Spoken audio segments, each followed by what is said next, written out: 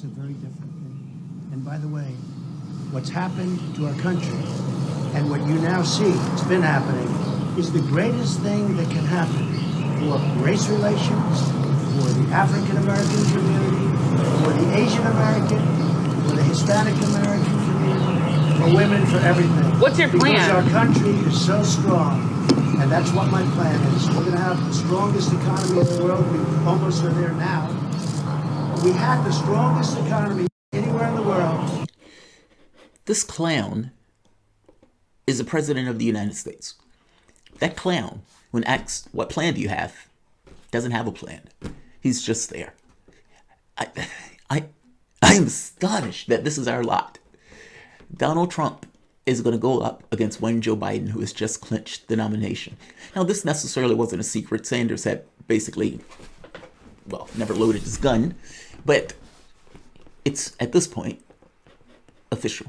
The AP has called it. Biden clinches Democratic presidential nomination. The AP now projects that Biden has won 1,993 delegates to the national convention, just over the magic number of 1,991 that's required to secure the nomination on the first ballot. Congratulations to one Joe Biden. It feels almost irrelevant, right? Did you even think of what was taking place in regards to the election over the last several days? Probably not.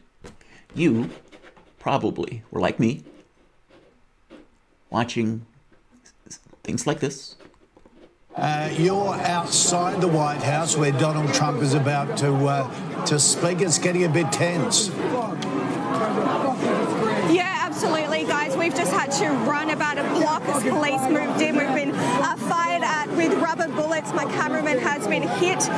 We've also seen tear gas being used. Here we go. They're moving through again. This is exactly what it looks like. Exactly what it looks like. We're just staying safely. Oh. Whoa. America! We're exceptional, baby! We can even knock out press from foreign countries. That was an Australian press agent. We're also seeing scenes like this. I mean, in real terms, the rebalance that is coming across the United States is coming from the cops, not the protesters. Look at this. This is... Where is this? This is Philadelphia. Aerial view. Look at all of these people. All of that. That is astonishing. Tens and tens of thousands of human beings coming out for one singular purpose. And by the way, not just in Philadelphia. This is New York. Area view. Tens and tens of thousands of people. Not just in the United States. This is the UK. Tens and tens and thousands of Brits. Not just in the UK. Also, Sydney. Tens and tens of thousands of human beings. This has been taking place all across cities in the United States, all across cities around the world. I didn't think of the presidential election at all last week, which makes me kind of bring to the point. It almost felt irrelevant. It almost felt like an afterthought. I think those people who kind of kept saying that Bernie Sanders was the compromise probably were right. The fact that these are taking place in cities all across the United States and whatever, the thing that inspired all of it, meaning the murder of George Floyd, they will take on larger implications. The concerns that these guys will make are going to be broader. At some point, a demand needs to be made. It's one thing for the people to be out there and to say, we are angry. What are you angry about? Is it really the police thing? I mean, when you think about the issue of policing, basically you have cops who are paid, poor people, to go out and basically maintain order and the system the way the system is, whatever that system is, however that system organized, whether that system is fair, just, moral, or otherwise. Well, are you trying to defund the cops? Okay, but what are you going to do with the cash? And beyond what are you going to do with the cash? What is kind of the key reason that the cops are there in the first place? My basic point is this. If you're getting rid of cops, and you don't deal with the issues of poverty, you're just talking about anarchy, lawlessness. And I don't mean the political position. I just mean if you're putting people in really shitty situations, almost logically, you require some angry mob of sorts that are paid by the state in order to keep that in place. If you're going to get rid of the cops, you got to deal with the issue of poverty. Got to deal with the issue of income inequality. Those have to be some of the key concerns that are taking place in this. Defund the cops. Yes. The notion that cops are getting billions of dollar budgets while they're defunding other things like housing or education and everything else is obscene. And the fact that Joe Biden is in the race and one of the people who basically constructed that criminal justice system, problematic. We have two people who in any other situation would be utterly unelectable. And yet here they are, running against one another. The political system being incapable of giving the public what it wants, even for the most modest of concerns. Meaning if the public says, we need healthcare, and African Americans are arguing, we have issues that need to be attended to. Well, blacks are dying, 3-1 from the standpoint of whites dealing with COVID-19? Cops are bad. Yes. They're problematic. Yes. They have authority issues. Absolutely. They're brutal and use force and get away with it. Totally true. People also need healthcare. And the fact that people are dying at that rate is something that should be dealt with. You have this many people in the streets. Make your demands. Do you want to be able to go to school without debt on your back? Make your demands. I guess I'm making a point that all of these people, they keep asking, where are the Bernie supporters? Those Bernie supporters are in the streets when they absolutely realize that what they wanted politically was not going to take place.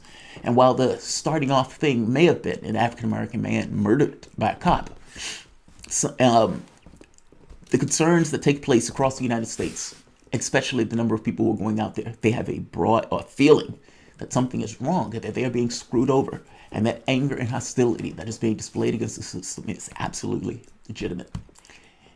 Joe Biden is not going to give people what they want. Trump is damn sure not going to give people what they want. And at the point where politics no longer works, you have people in the streets. God bless them. I will be going down to DC today myself, but that is a beautiful fucking thing.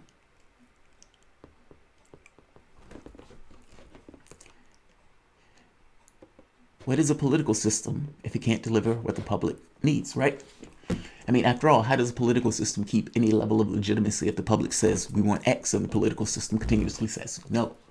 For that matter, what does it look like when you have cops beating the shit out of people or killing people and getting off with it? All of those things are a system that have gone awry. And the public at this point has realized something is wrong.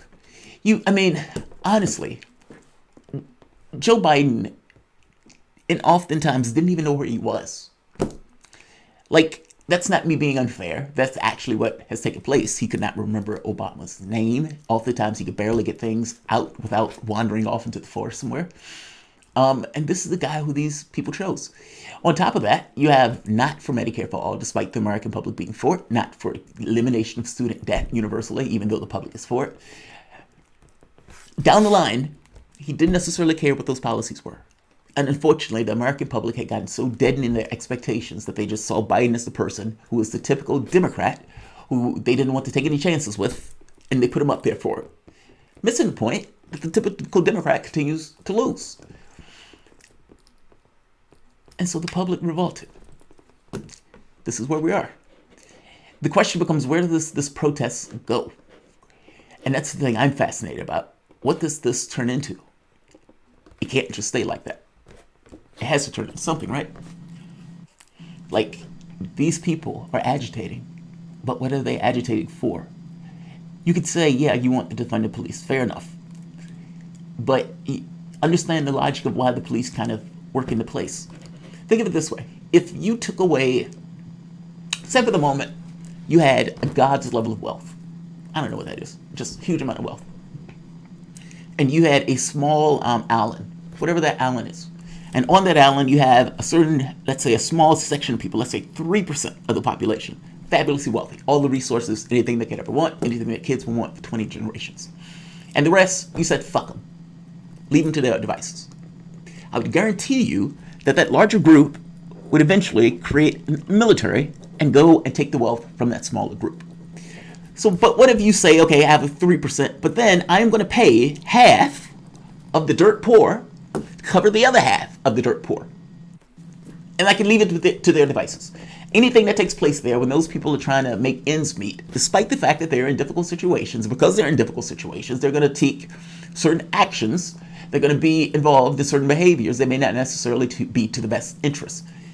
Well, if you have a police force there, you don't give a shit. I mean, you have a legal system that basically protects you and allows this stuff to criminalize them. And you don't necessarily need to care all that much about it. Your goal is just to keep the system the way it is, to allow you to continue to profit in the way that you profit.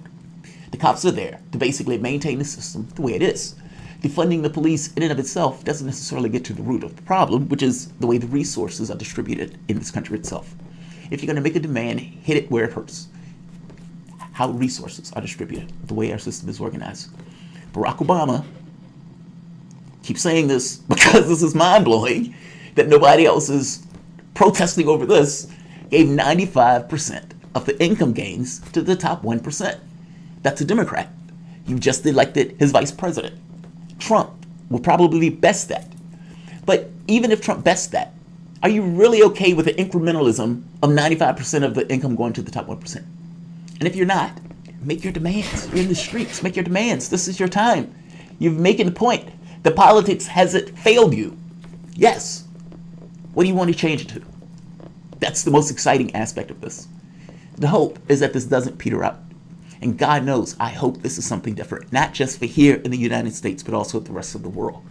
And I hope the demands that start to be made here start getting at the root of some of these issues of either the way policing is done, which I think is not the root, but this is potentially where it starts, but also why they are there in the first place. If you're going to defund your government, if you're going to drain it, the bathwater, as some of the Republicans used to say, and for the matter, some of the Democrats, well, you need something out there to keep order. It's easier to just buy policemen and say, hey, go fix that issue, as opposed to actually dealing with the real economic concerns that produce those issues in which they throw police into.